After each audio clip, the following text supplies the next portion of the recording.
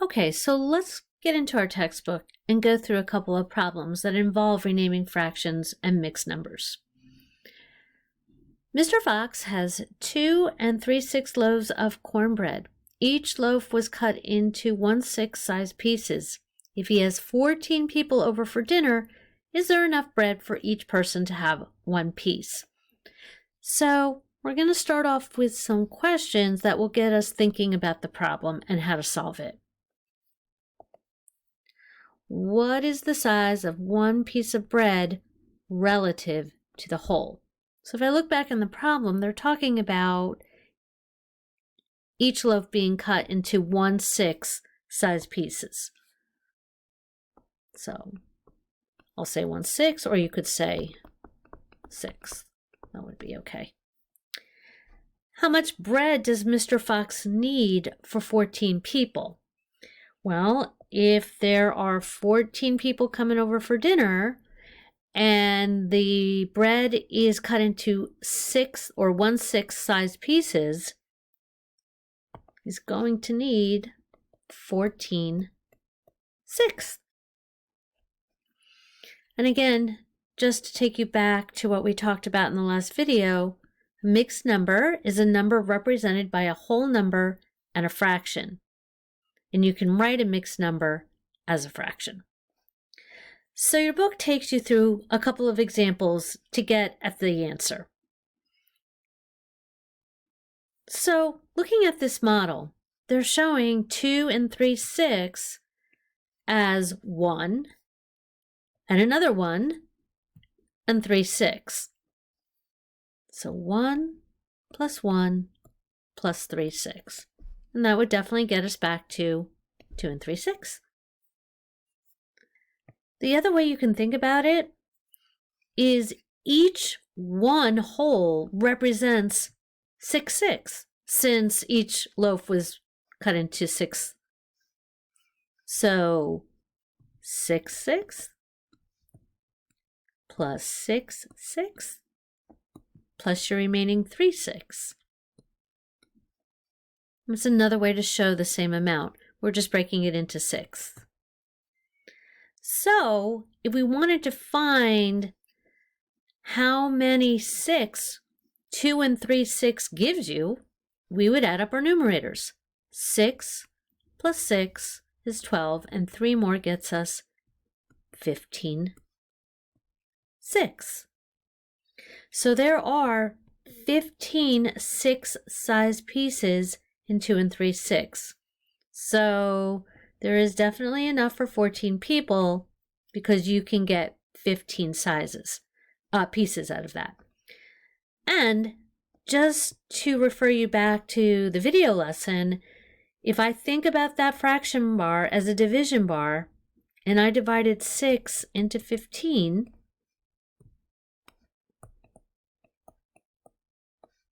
I would definitely end up with 2 3/6. Let's look at another example from our book.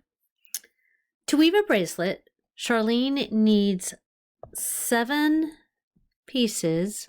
Oh, that wasn't a good idea. That's better. 7 pieces of brown thread. Each piece of thread must be 1/3 of a yard long. How much thread should she buy to weave the bracelet? So they want us to write 7/3 as a mixed number.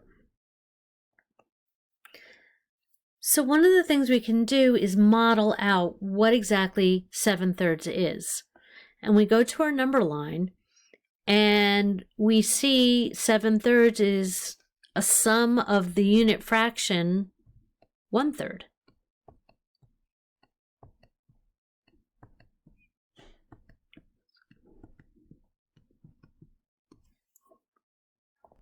So our next step is to find out how many wholes are in 7/3. Well, since we're working in thirds, every 3/3 would equal 1. So we've got 1, 2, 3, that equals 1. 1, 2, 3, that's another. Oops, sorry about that. And leaving 1/3 left over. So 7/3 is equal to 1 plus 1 plus 1/3.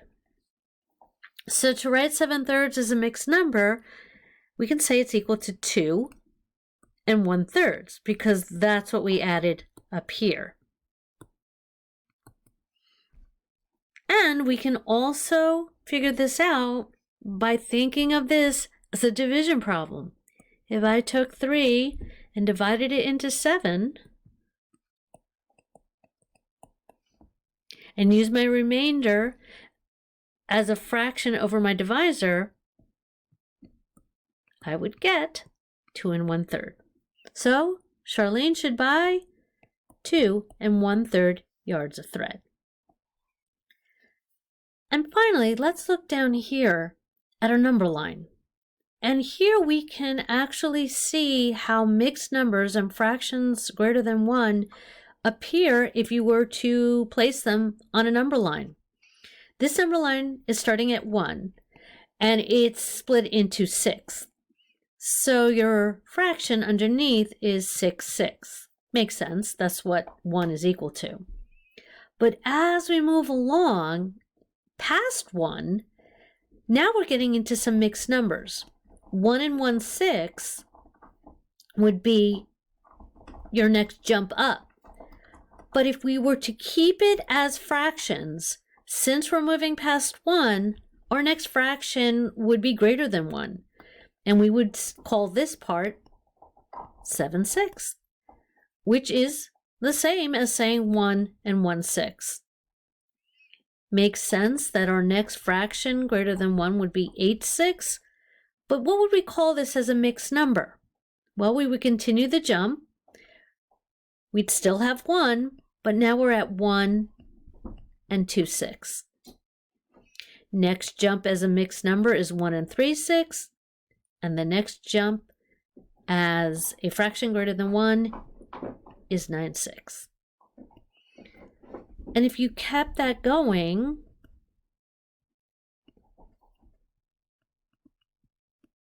so I'm going to do here. I'm going to stop here. Ooh, we get to another whole number. Well, that makes sense because my next jump would have gotten me back to 1 and 6/6. If 6/6 is equal to 1, what I'm really saying is 1 plus 1 gets me to 2. And if I look at my fraction greater than 1, my next jump would be 12/6. And if you remember what I told you about this really being a division problem, 6 divided by 12, or into 12 I should say, is 2. So everything is matching up. And we would just keep going. Next jump as a mixed number, 2 and 1/6, 2 and 2/6. Fraction greater than 1, 13/6. This would be 14/6. 2 and 3/6. 2 and 4/6. 15/6. 16/6. 17, 18, 2 and 5/6. Makes sense to me that our next jump would be to 3 because we would have 2 and 6/6, which is like saying 2 plus 1. The next video, we'll get into some practice that I would like you to join along with me.